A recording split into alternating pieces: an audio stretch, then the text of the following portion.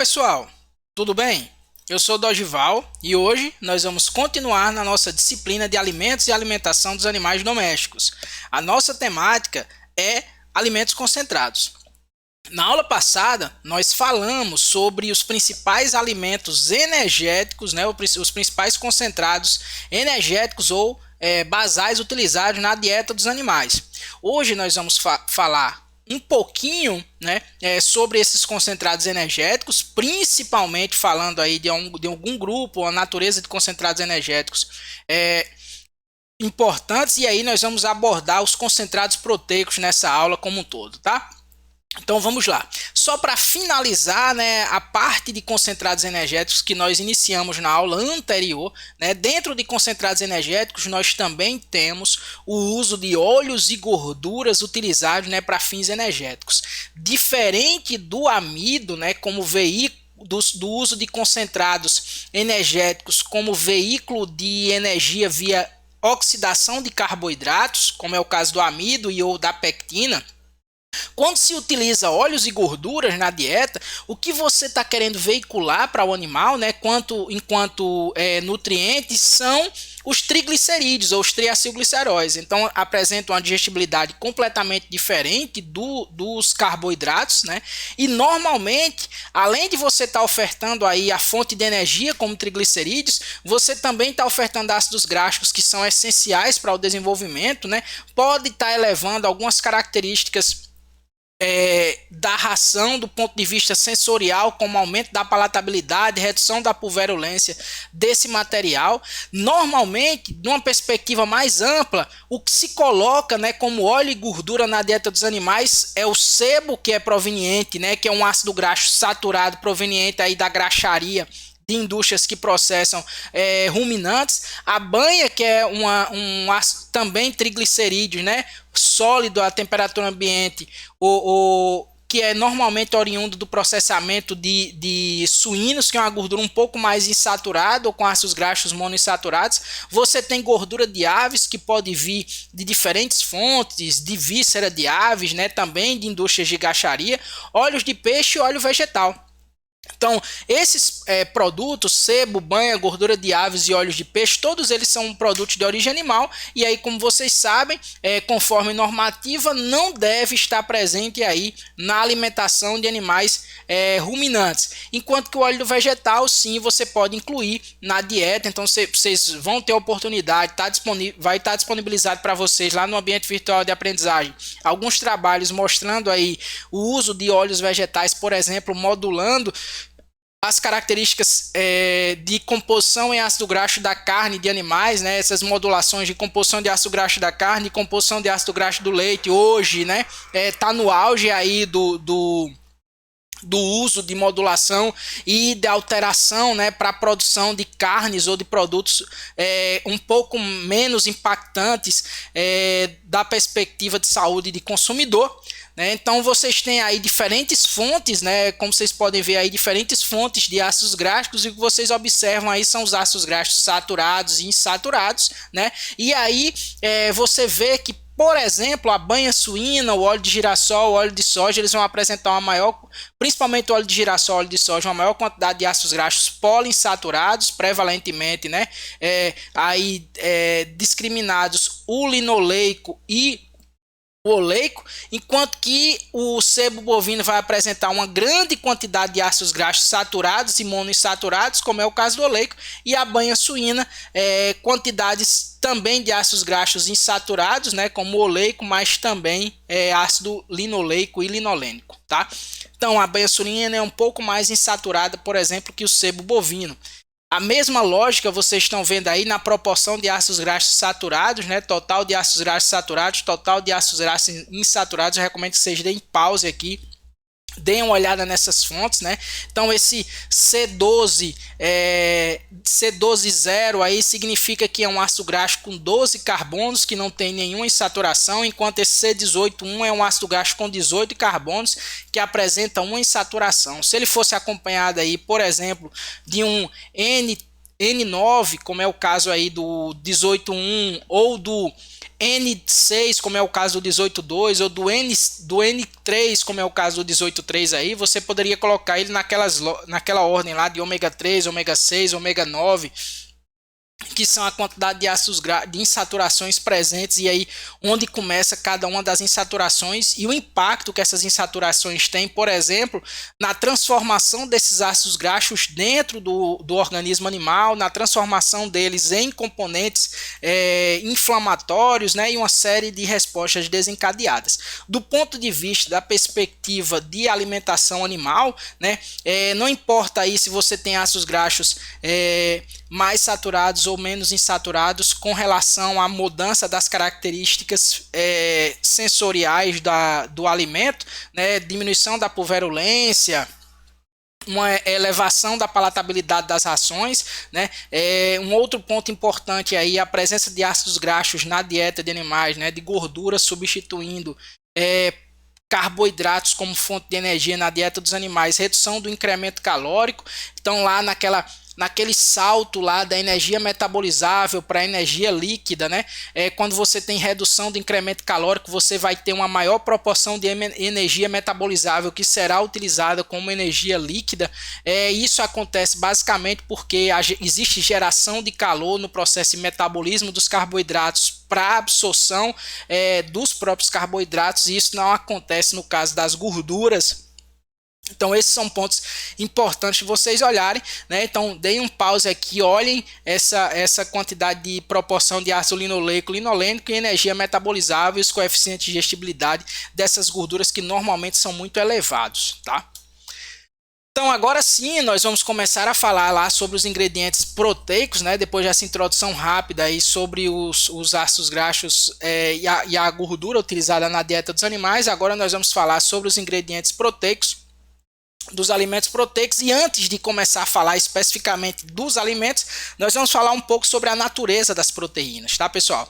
Então entendam, as proteínas elas são compostas por aminoácidos ligados por ligação peptídica. Essas proteínas elas podem ter interações, né? Esses aminoácidos podem ter interações entre si, e essas interações entre si podem ser por pontos de sulfeto, pontos de hidrogênio, interações intermoleculares mais fracas, e vão fazer com que você tenha um arranjo tridimensional dessas proteínas, e esse arranjo tridimensional é nativo daquela proteína.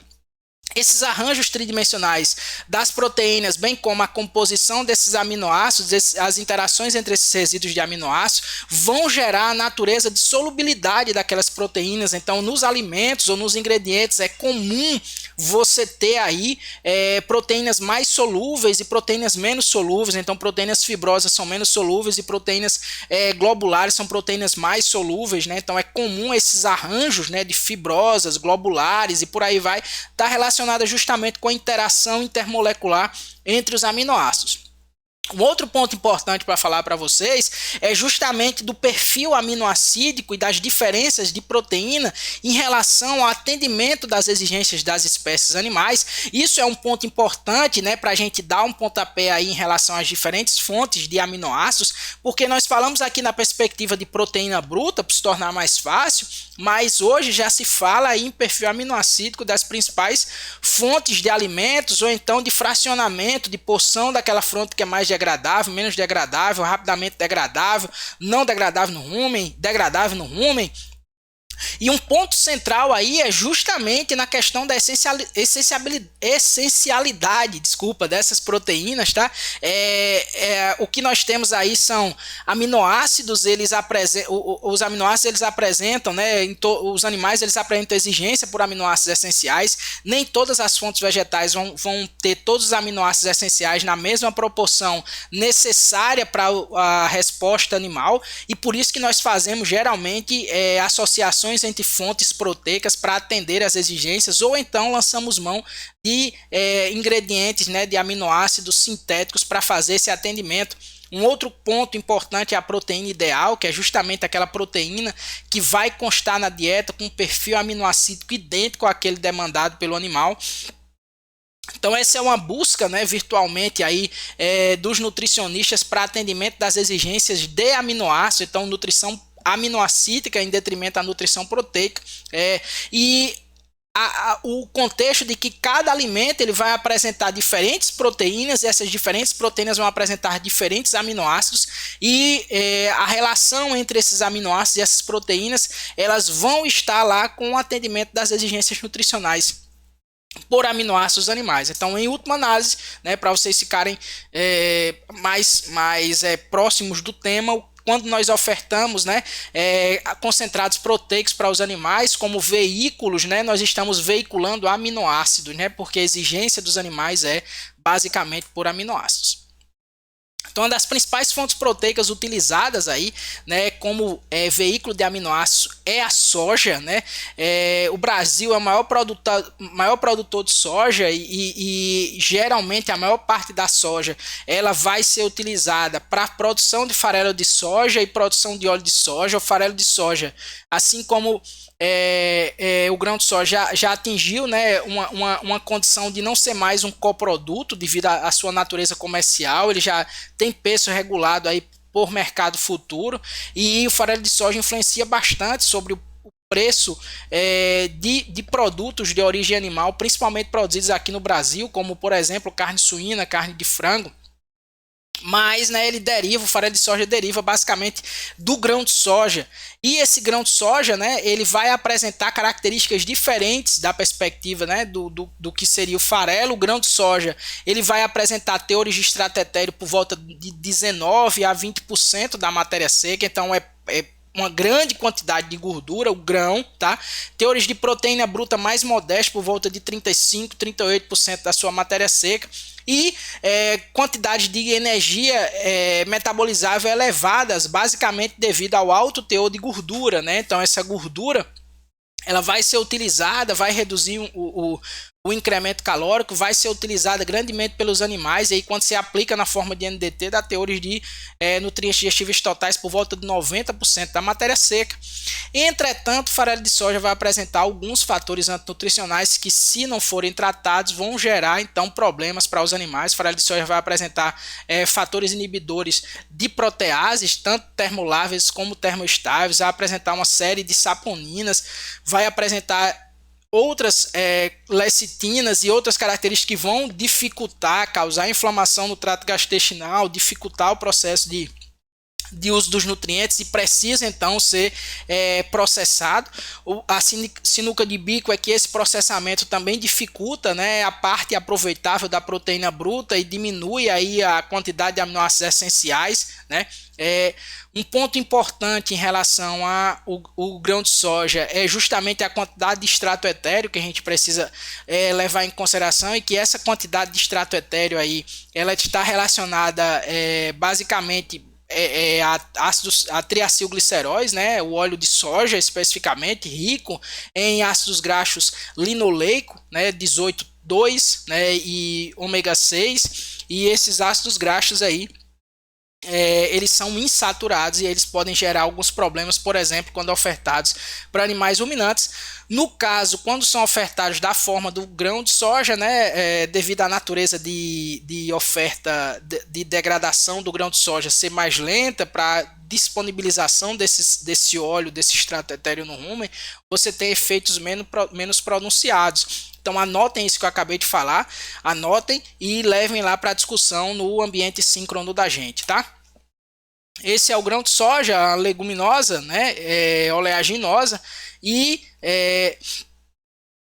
ele vai aliar alta proteína e alta energia, né, e aí ele tem alguns fatores antinutricionais que podem ser utilizados a partir da tostagem, né, desse material. Tá? Então aqui vocês estão vendo a composição química da soja integral tostada, da soja integral extrusada, né? E as características aí da composição. Então deem um pause aqui, deem uma olhada nos teores de proteína bruta e de nitrogênio solúvel nesse material, que é justamente um dos fatores utilizados aí para controle de qualidade, tá? Desses componentes. Então vamos seguir aqui olhando para a composição química de alguns, né, componentes aí. Então o grão de soja está aí em cima, mas você tem caroço de algodão, couve e girassol. E aí vocês observam a diferença aí, principalmente na composição de ácidos graxos poliinsaturados, proporções diferentes entre ácido linoleico, ácido linolênico e ácido oleico, né, que são os 18 18:1, 18:2, 18:3, então diferenças aí nas proporções que vão impactar, por exemplo, quando você utiliza esse material como ingrediente na dieta na composição da gordura de aves, de suínos e também de animais ruminantes. Farelo de soja como ingrediente proteico, né? Então de longe é a fonte mais utilizada, oriunda do processamento de extração do óleo da soja, né? Extração química, extração por solventes, e aí você tem um aquecimento desse material lá na extração e a tostagem, o que você tem aí a eliminação dos fatores termoláveis, né? Mas também você pode gerar, se você não tiver um controle adequado, né, da temperatura lá nos rolos e no aquecimento, indisponibilização da lisina, reação de Maillard. Se não sabe o que é reação de Maillard, anota, vamos discutir lá no ambiente síncrono. Desnaturação proteica. Então, para medição do controle de qualidade do farelo de soja, existem alguns testes, né? A solubilidade, a atividade da urease, a solubilidade do hidróxido de potássio, né? Então, nesse controle de qualidade se diz aí se houve o superaquecimento, subaquecimento, se o material está dentro da variação pressuposta. Então, farelos, normalmente tem farelos aí por volta de 46, 48% de proteína bruta, farelo de soja. Isso varia bastante com relação à quantidade de casca que se adiciona ao farelo, tá? Se você coloca mais casca do que o que tem originalmente no grão, você tem uma diluição dos teores de proteína bruta. Se você retira a casca original do grão, você tem um incremento nos teores de proteína bruta. Então, como você tem subprodutos hoje, né, casquinha de soja, então alguns farelos justamente mais proteicos são porque você tem a retirada do pericarpo do grão de soja. E aí você tem produção de farelos de soja mais proteicos. Então aqui está a composição química do farelo de soja. Você vê teores de proteína bruta aí por volta, girando aí em torno de 45 a 50% da matéria seca, né? Você tem baixos teores de amido no farelo de soja. Ele é essencialmente um alimento proteico, assim como o grão de soja, que tem teores de proteína bruta por volta de 38, aqui está 45, 48%, então são concentrados acima de 20% de proteína bruta, portanto proteicos, né? E você tem uma quantidade de carboidratos não fibrosos baixas, né? E uma quantidade de FDN também baixa no farelo. Essa quantidade de FDN ela varia de acordo com a quantidade de casca do material. Aqui a composição aminoácida, né? O farelo de soja ele vai ser pobre em metionina, mas ele vai ser rico em lisina, né? A lisina especificamente é o que vai fazer frente lá na relação milho-soja, né? Nas dietas dos animais para atendimento dos dois aminoácidos mais limitantes, metionina e lisina, tá? O farelo de soja, em relação da perspectiva de gordura, ele apresenta baixos teores de extrato etéreo, extraído majoritariamente quase completamente o óleo, então teores de 2 a 3% de extrato etéreo. E esse extrato etéreo, né, ele vai ser composto por ácido linoleico, oleico e palmítico em menor quantidade, né? E os minerais do farelo de soja, o fósforo desse material vai estar ligado ao ácido fítico, né? Então vale a pena a gente lembrar que o ácido fítico ele indisponibiliza principalmente o fosfato presente, o fósforo presente nas fontes de desculpa, nos concentrados. Em relação à degradabilidade da proteína, dependendo do tipo de tratamento, né, é altamente degradável no rumen, a proteína do farelo de soja, e você tem uma proteína que, quando você trata esse material, você pode ter uma menor degradabilidade ruminal, uma maior degradabilidade no intestino delgado dos animais. Isso é importante porque o farelo de soja normalmente ele representa uma grande porção, né, do ingrediente proteico da dieta utilizado para animais ruminantes ou simplesmente onde simplesmente esse material compõe parte aí, por exemplo, da dieta de vacas leiteiras, né, em grande quantidade, aí, dada a sua natureza de riqueza de proteína. Esse é o farelo de soja, composição química comparada ao farelo de soja com a soja integral. Bem, além do farelo de soja, outros materiais podem ser utilizados como fonte proteica, né, na dieta dos animais, como é o caso, por exemplo, do algodão. Então o Brasil é algo como o quinto maior produtor de algodão pluma, e o algodão, ele o principal produto é a pluma. Você também tem o óleo do algodão como outro produto, mas você tem aí caroço de algodão utilizado, né, que é o grão do algodão, a semente do algodão, o caroço utilizado aí como fonte de nutrientes, ou veículo, né, de nutrientes, ou então a torta do algodão, que é oriundo da extração do óleo, tá? Então, o caroço do algodão, assim como o grão de soja, tá? Ele apresenta altos teores de extrato etéreo. Se vocês olharem aqui, ó, teores de extrato etéreo por volta de 18, 19% da matéria seca, bastante próximo ao grão de soja, só que teores de proteína bruta bem mais modestos. Então, ao invés de ter 38 lá que você tem no grão, você tem 23% de proteína bruta do caroço de algodão. E outra questão é quando você tem a presença do linter, né, que é aquela porção que recobre, aquela porção de celulose quase que pura, que recobre a casca lá, aquelas fibras brancas que recobrem a casca, nesse ponto aqui, ó, vocês estão vendo, aqui na foto o linter, né? Então esse linter aí, ele contribui, assim como a casca, para um alto teor de FDN, e esse alto teor de FDN com baixa, né, colocado lá na forma de NDT, dá um NDT por volta de 82, aí, bem abaixo do que você tem lá no caroço, no farelo, no grão de soja.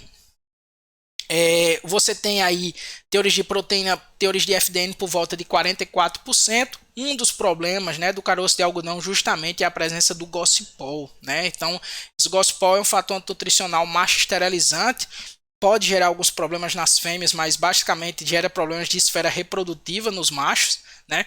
E isso é um problema. Das limitações do uso, no caso dos animais não ruminantes, estão relacionados com os teores de fibra elevados do caroço de algodão e dos seus subprodutos quando da presença da casca com linter, né? E no caso dos ruminantes, a presença do gospol.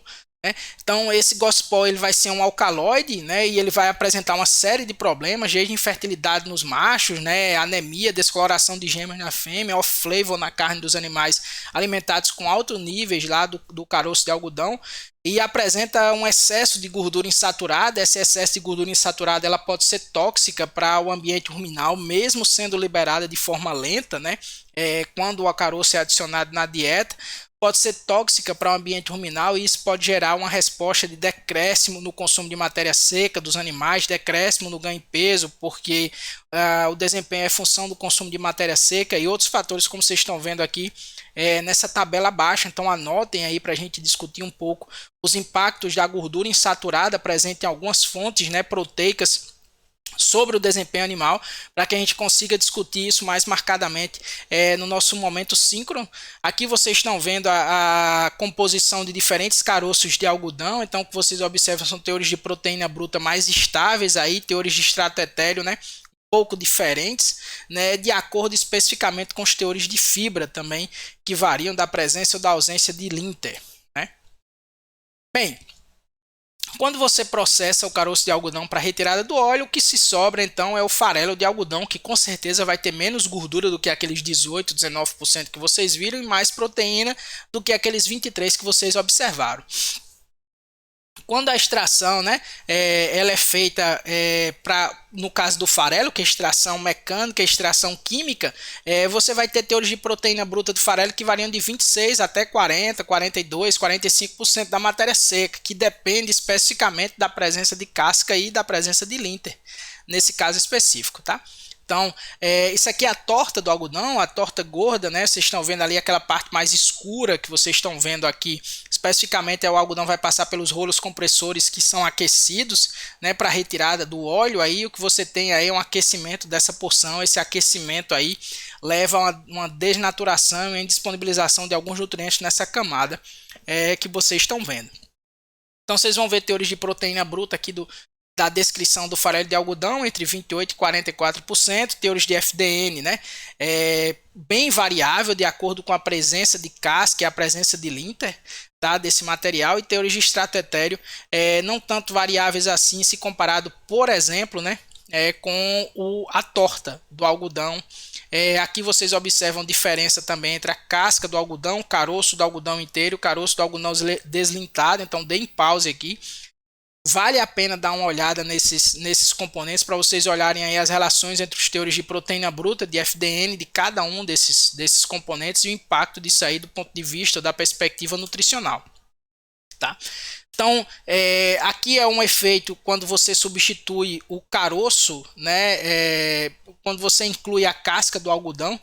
E quando você inclui a casca do algodão, né, o que você vai ter aí em relação em detrimento ao caroço de algodão é uma redução nos teores de proteína bruta, uma redução nos teores de extrato etéreo, incremento nos teores de fibra quando você retira casca e põe, retira farelo de algodão e põe casca, né? Então a casca ela vai ser um componente rico em fibra, pobre em proteína, que normalmente o pessoal vem utilizando, a briquete do algodão vem utilizando como fonte de fibra na dieta dos animais que dela precisam. Aqui é o fracionamento de compostos nitrogenados utilizando o método CNCPS, né? Então você vê a fração A aí, que é a fração prontamente disponível no ambiente ruminal, a fração BU, que é a fração de degradabilidade rápida, a fração B2, que é a degradabilidade lenta da proteína, né? Fração C, fração indegradável, e o que você observa é que existe uma diferença, principalmente em relação à fração rapidamente degradável, no caso do farelo de soja e do farelo de algodão, né? E na fração indegradável também do farelo de soja e do farelo de algodão. Essa fração indegradável, né, que geralmente é associada a proteína insolúvel em detergente neutro, proteína insolúvel em detergente ácido, principalmente a PIDA, ela tem um componente de aquecimento, tem um componente de processamento e também tem um componente de uso, por exemplo, de álcalis ou ácidos fortes aí durante o processamento desses materiais e em disponibilização desse material para processo de digestão e absorção pelos animais. Bem, do Gospona já conversamos e agora nós vamos falar rapidamente aqui de algumas fontes, né? Como é o caso, por exemplo, de fontes que são resíduos, fontes que são subprodutos, como é o caso do farelo de girassol, né? Então, o farelo de girassol, por ocasião da indústria do boom do biodiesel, né? Volta 2000, 2001, você teve aí uma expansão do cultivo dessa oleaginosa e aí o que você teve é a disponibilização desse material para alimentação animal. Você observa que a presença de casca, assim como dos outros materiais que eu falei, influencia bastante. No caso do girassol é bem importante justamente por causa dos teores de fibra de FDN elevado da casca desse material, né? Nós temos a mamona também, com relação à mamona, passo atrás com relação à presença de fatores antinutricionais, também por causa do biodiesel, né? Essa oleaginosa vem sendo disponibilizada. Geralmente a maior parte da torta da mamona e do farelo de mamona é utilizado como adubo. Entretanto, se tratado, né, você pode eliminar a ricina e você pode alimentar os animais. Algumas variedades de mamona estão sendo produzidas atóxicas, né, sem esse componente. E a mamona ela vai apresentar teores de proteína bruta aí que pode variar de 28% até 40% da matéria seca, né? Teores de FDN também bastante variáveis de acordo com a casca desse material, que é uma baga bastante lignificada. E aí, quanto maior a presença de casca, menor vai ser a quantidade de proteína bruta desses materiais. Um outro ponto tem que se levar em consideração em relação à mamona é a presença, né, de tratamentos, principalmente aquecimento, né, em autoclave, ou então tratamentos com álcalis, né, fortes. Esses álcalis eles vão, em que pese você tem uma inativação e uma destruição dos fatores antinutricionais, você também tem uma desnaturação dos aminoácidos e você tem uma desnaturação das proteínas, reduzindo a digestibilidade dessas proteínas. Não poderia deixar de falar aí, né, dos componentes das farinhas que são utilizadas na indústria, principalmente da alimentação de animais pets e em pequenas proporções na indústria de aves e suínos, que são as farinhas de carne e ossos, a farinha de víscera, que normalmente é obtida, né, junto a abatedouros frigoríficos que fazem o processamento desse material e utilizam esse material para alimentação animal, né? Então, a farinha de carne e de ossos, ela tem uma proteína de alto valor biológico em relação ao seu perfil de aminoácidos, proteína ideal, muito próxima daquela necessária, é uma fonte de minerais, principalmente cálcio, fósforo, nas proporções necessárias para os animais. Pode ser incluído em até 5% da matéria seca da ração para suínos, 9% da matéria seca da ração para as aves, e está aqui a composição química da farinha de carne e da farinha de ossos. Vocês observam, são teores de proteína bruta bastante elevados, né? Proporção de cálcio e fósforo também é bastante elevada, tá? Assim como os teores de extrato etéreo. Farinha de sangue, né, é um material que vai apresentar uma baixa palatabilidade ou nível incluído aqui para poedeiras e suínos. Olha os teores de proteína bruta desse material, por volta de 80, 84% desse material. E esse material está relacionado com uma proteína de mais baixa qualidade com alto nível de isoleucina. Farinha de peixe, depende do tipo de peixe que nós estamos falando, né? Vai ter um equilíbrio em aminoácidos. Existe uma dificuldade aí do uso da farinha de peixe, justamente relacionada ao off-flavor gerado em alguns produtos, né? Devido à grande quantidade de ácidos graxos insaturados presente na farinha de peixe, principalmente no extrato etéreo dessa farinha, e o impacto que isso aí tem sobre a composição dos produtos, principalmente em não ruminantes. Geralmente se estima 2 a 5% da ração. É necessário a gente lembrar que, por exemplo, a farinha de peixe é um dos principais componentes da própria dieta para peixes, para camarões, né, para organismos aquáticos e também para animais pets. Então você tem composição química por volta de 60% de proteína bruta, né? E teores de cálcio e fósforo também bem elevados nesse material, e teores de extrato etéreo também por volta de 9 a 10% da matéria seca. E por último, pessoal, nós vamos falar um pouco sobre a ureia, que não se trata de um alimento, né? Vai se tratar mais de um aditivo nutricional. A ureia, ela existe alguns estudos aí que ela seguramente substitui 30% ou mais da proteína bruta da dieta total. A ureia ela vai apresentar 45% de nitrogênio, né?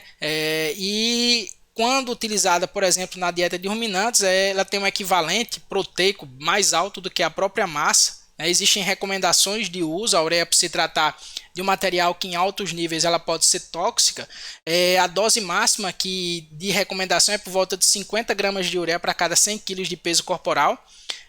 E aí você tem que atingir um máximo de 200 gramas, né? Então, dessa dose, ou 1% da matéria seca da ração ou 3% da matéria seca do concentrado. Vocês têm algumas recomendações aqui embaixo, ó, do uso da ureia em relação ao uso nas misturas múltiplas, nas ações concentradas, e no uso aí como associação com cana-de-açúcar ou outros volumosos de alto teor de carboidratos solúveis, como é o caso, por exemplo, da palma forrageira. Bem, pessoal, era isso que eu gostaria de falar a respeito dos concentrados proteicos, né? Eu gostaria que vocês anotassem as dúvidas e que a gente discutisse então essas dúvidas de forma mais aprofundada, isso lá no nosso ambiente síncrono. Até mais!